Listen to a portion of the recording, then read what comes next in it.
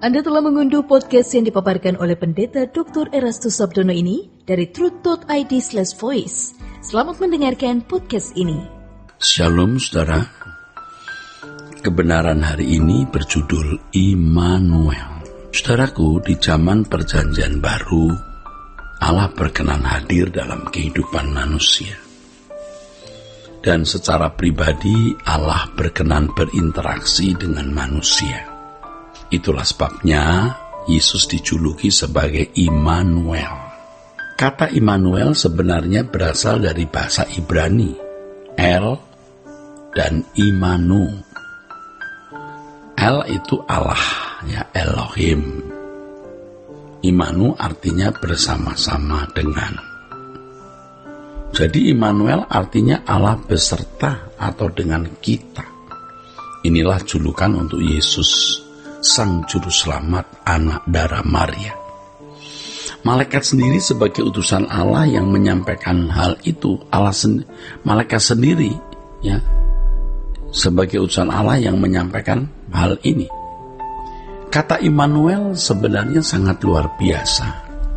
Allah yang bertahta di tempat yang maha tinggi, di terang yang tak terhampiri, berkenan hadir dalam kehidupan individu manusia untuk berinteraksi secara individu dengan manusia. Ini luar biasa. Anugerah yang begitu besar ini juga merupakan kehormatan yang luar biasa. Di balik kata Immanuel dalam Perjanjian Baru ditunjukkan bahwa Allah berkenan menggelar keadaan dan ruangan di mana Allah hadir dalam pergumulan hidup manusia secara nyata.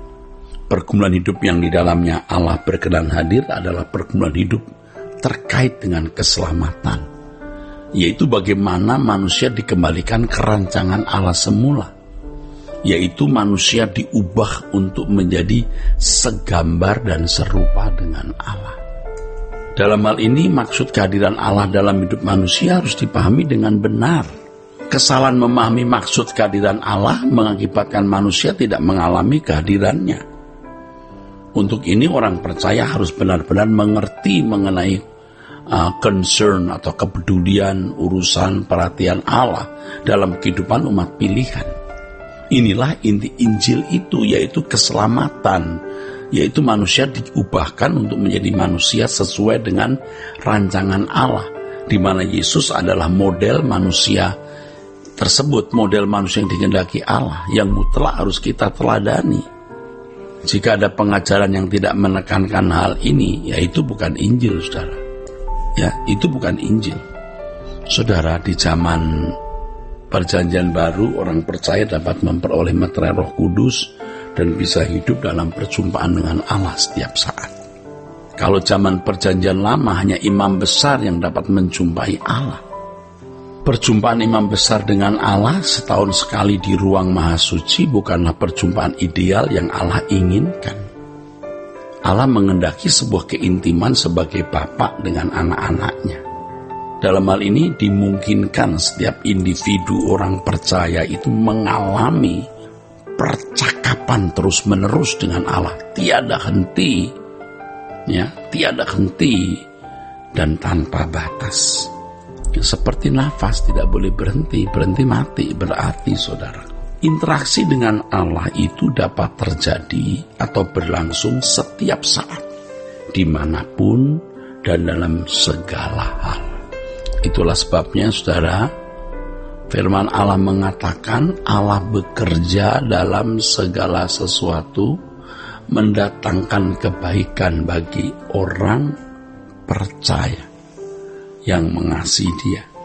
Ini berarti tidak ada wilayah dan tidak ada waktu dalam hidup orang percaya di luar kehadiran Allah.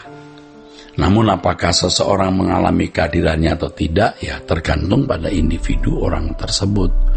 Tuhan tidak paksa, saudara. Allah tidak paksa, saudara.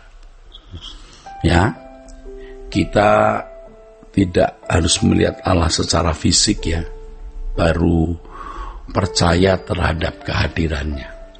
Kalau kita menuntut Allah menyatakan diri secara fisik dengan tanda-tanda nyata secara lahiriah, maka kita tidak belajar memiliki kepekaan dan ketajaman merasakan kehadiran Allah. Kita tidak memiliki kepekaan untuk bisa hidup di hadirat Allah kalau kita menuntut tanda-tanda fisik. Tuhan Yesus menyatakan bahwa orang yang tidak melihat, Tuhan Yesus menyatakan bahwa orang yang tidak melihat tetapi percaya adalah orang-orang yang berbahagia. Tuhan menghendaki orang percaya dapat percaya kepada Dia walau tidak melihat. Nah, namanya iman itu, saudaraku. Percaya walau tidak melihat.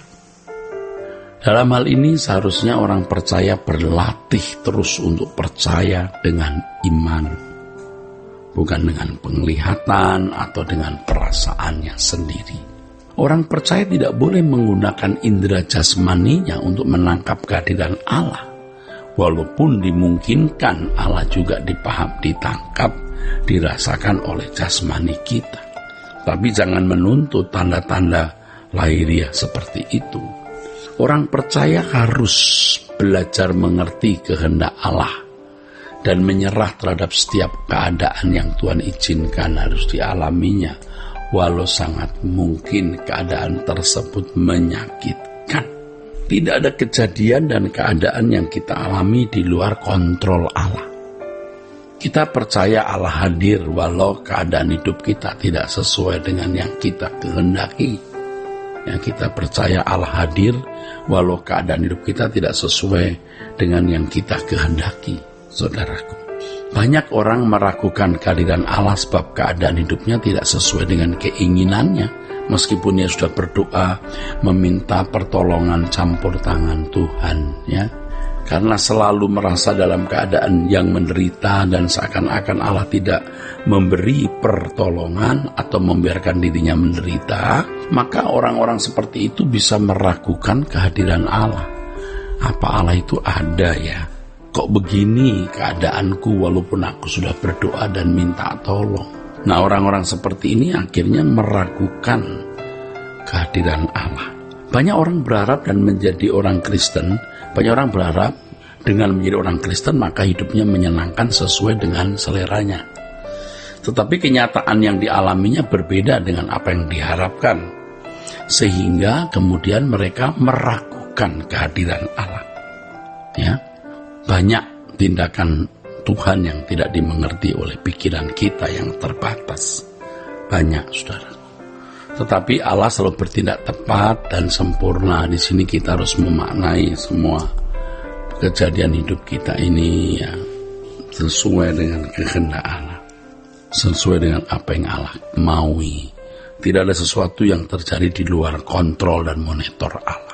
Kalau Allah menyertai kehidupan orang percaya, bukan berarti orang percaya tersebut tidak mengalami kesulitan.